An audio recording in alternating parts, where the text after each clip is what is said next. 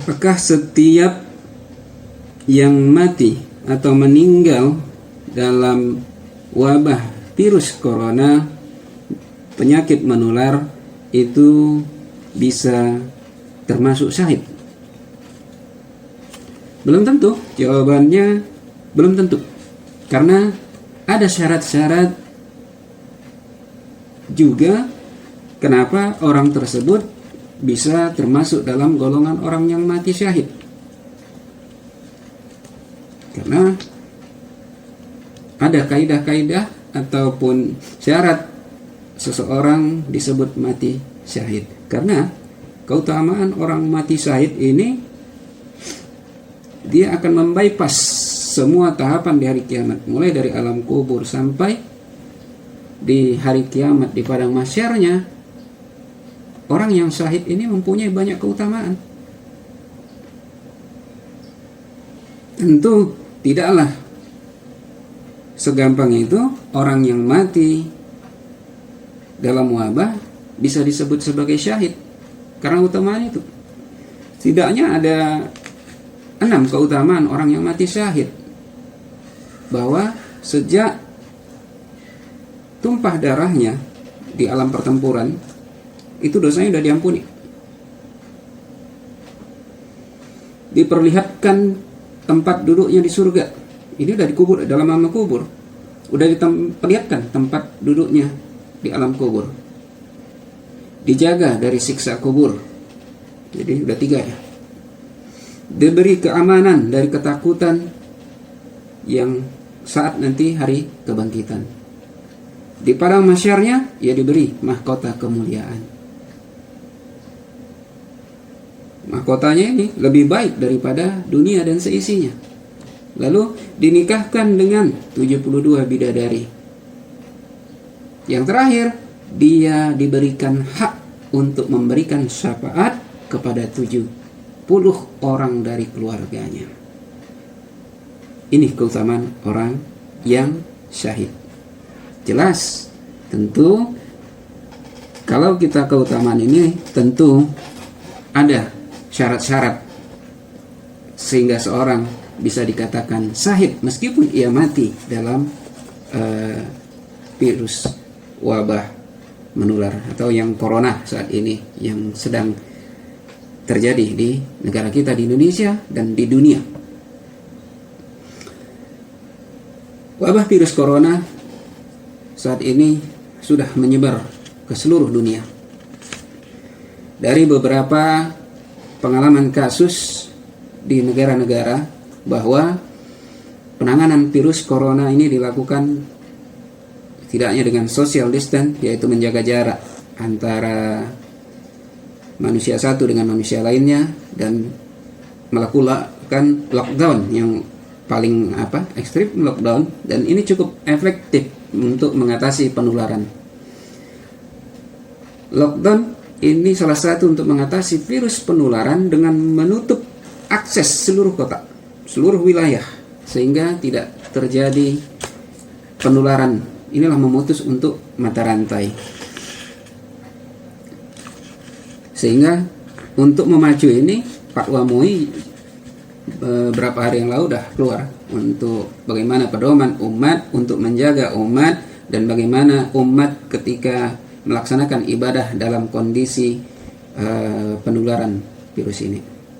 Dan jika kita perhatikan bahwa lockdown strategi untuk mengatasi wabah menular ini sebenarnya sudah disebutkan Nabi SAW, di mana dari riwayat Abdurrahman bin Auf, dia berkata bahwa Rasulullah SAW bersabda, jika kalian mendengar suatu negeri terjangkit wabah, maka janganlah kalian menuju ke sana.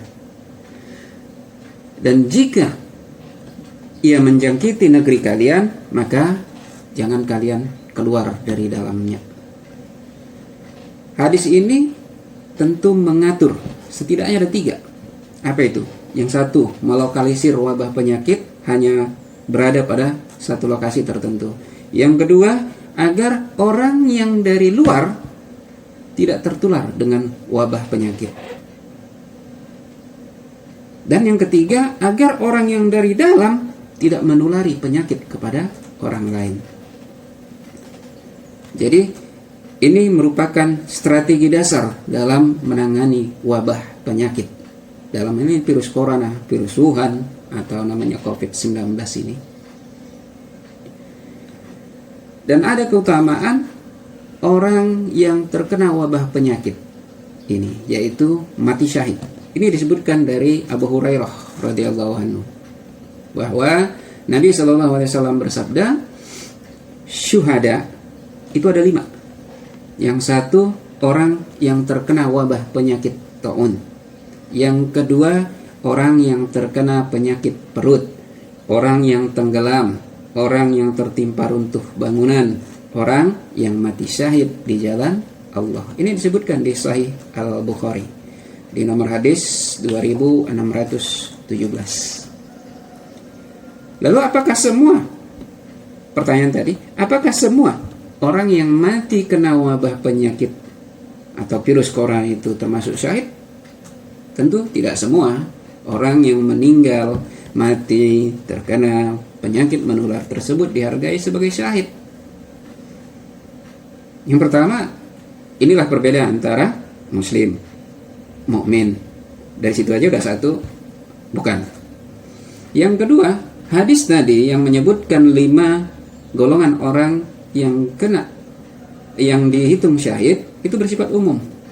Karena masih ada hadis lain yang sifatnya khusus dalam hal wabah. Dan jika kita tarik secara akal, ini akan sejalan dengan logika kita. Kenapa? Karena jika semua orang yang kena wabah penyakit dihukumi dengan syahid, maka umat Islam tidak akan mengajarkan bagaimana cara mengatasi wabah. Tidak mengajarkan bagaimana menghindari wabah. Cukup terima aja ikhlas. Hingga semua umat Islam akan syahid. Ternyata enggak. Allah ajarkan semua itu. Nabi ajarkan itu. Atau justru umat Islam akan berusaha mendatangi tempat-tempat wabah penyakit agar kita terserang wabah lalu meninggal, mati syahid. Kan enggak gitu logikanya. Itulah logika yang lain. Jadi Islam itu mengajarkan ilmu, mengajarkan ajaran sejalan dengan logika. Tapi belum tentu semua ajaran Islam bisa diterima logika, karena logika belum sampai. Oke, kita lihat dalam hadis selanjutnya apa aja yang menjadi syarat bahwa ada 5 tadi ya kita sebutkan, bahwa syarat agar kita termasuk orang yang mati syahid ketika terkena wabah penyakit virus corona ini. Ini disebutkan dari riwayatnya Aisyah radhiyallahu anha, yaitu Ummul Mukminin, istri Nabi sallallahu alaihi wasallam, di mana ia memberitahu bahwasanya ia pernah bertanya kepada Nabi sallallahu alaihi wasallam tentang wabah taun.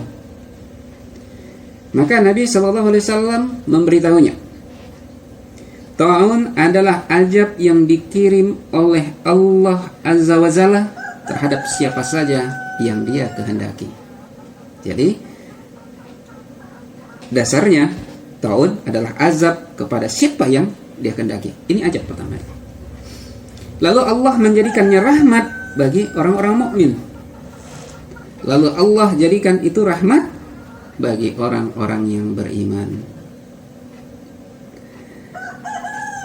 Dalam hadisnya disebutkan lagi bahwa tidak ada seorang hamba yang terkena wabah taun di tempat tinggalnya, lantas ia berdiam diri di dalamnya dengan sabar dan berharap pahala. Ia tahu bahwa taun tidak akan menimpanya kecuali yang telah ditetapkan Allah padanya, melainkan hamba itu akan mendapatkan pahala orang yang syahid. Ini disebutkan di Musnad Ahmad nomor hadis 23.222. Hadis ini bila kita bedah, ada setidaknya 5 syarat hingga Allah akan menjadikan ini rahmat bagi orang mukmin.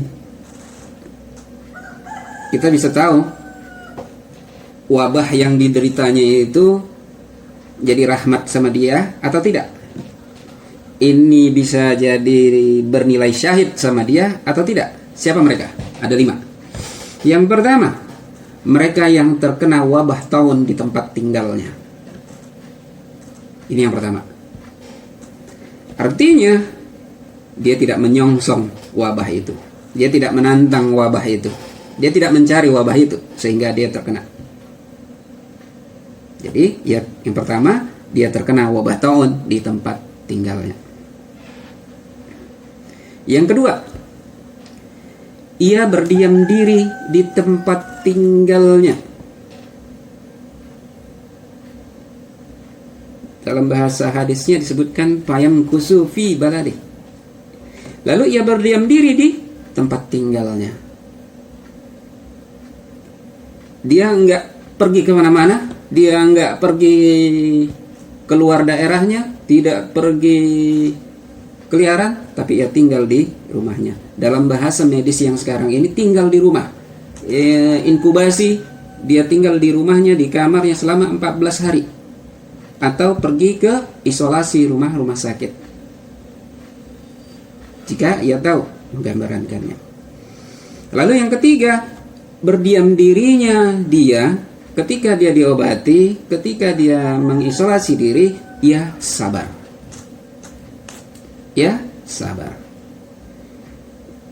Tidak berbuat lain. Pernah kita lihat di video waktu di Wuhan, ada pasien yang tidak sabar ketika tidak mendapat penanganan. Ia bahkan berusaha menularkan bagaimana agar orang yang merawat, orang-orang perawatnya, dokternya itu juga ikut tertular. Ini disebutkan yang ketiga, sabar. Baru ia mengharap pahala. Jadi diamnya dia, di mengisolasi diri, berobatnya dia, itu sambil ia berharap pahala. Ia tahu ada pahala tadi. Ia berharap agar dia mendapatkan pahala syahid. Mendapat balasan dari Allah. Yang kelima, ia tahu, ia sadar bahwa wabah yang menimpanya itu adalah ketetapan Allah. Takdir Allah. Sehingga dia bisa ikhlas menerimanya. Kalaupun ia mati, ia ikhlas. Maka tidak ada balasan selainnya kepadanya. Yang 5 tadi bisa terpenuhi syaratnya, maka ia akan mendapatkan pahala syahid. Lalu bagaimana dengan orang-orang yang mesti keluar daerah? Orang yang mesti berjaga-jaga ketika wabah menular. Katakanlah dokter, perawat, bagaimana dengan mereka? Bagi para pekerja medis, bagi para dokter dan pekerja lainnya yang berjuang mengatasi pemberantasan wabah penyakit virus corona ini, tentu syahidnya lebih utama lagi. Kenapa?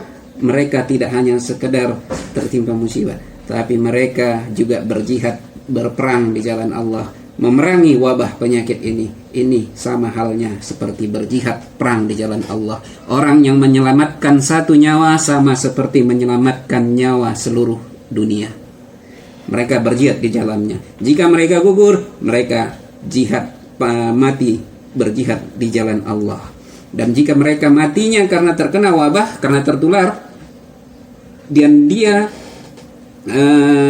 mengikuti 5 syarat tadi, maka itu dia akan mendapatkan 2 pahala jihad.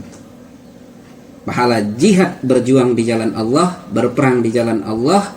Yang kedua, pahala jihad karena dia terkena wabah penyakit. Semoga kita bisa mengambil kesempatan ini bagi yang berjuang sebagai para medis. Saya ucapkan semoga ini bisa menjadi ladang jihad bagi kalian para pejuang medis dan yang lain sebagainya. Insya Allah Allah memberi keberkahan kepada kita semua. Dan bagi yang kita yang tidak mempunyai kemampuan dalam untuk memberantas wabah ini, kita tinggal di rumah. Jikapun kita terkena, insya Allah dengan 5 syarat tadi, kita terkena di wilayah kita diam diri di tempat kita menghadapinya dengan sabar, kita berharap pahala, kita tahu itu takdir Allah jatuhnya penyakit kepada kita, maka kita insya Allah kita termasuk syahid. Billahi taufiq wal hidayah. Assalamualaikum warahmatullahi wabarakatuh.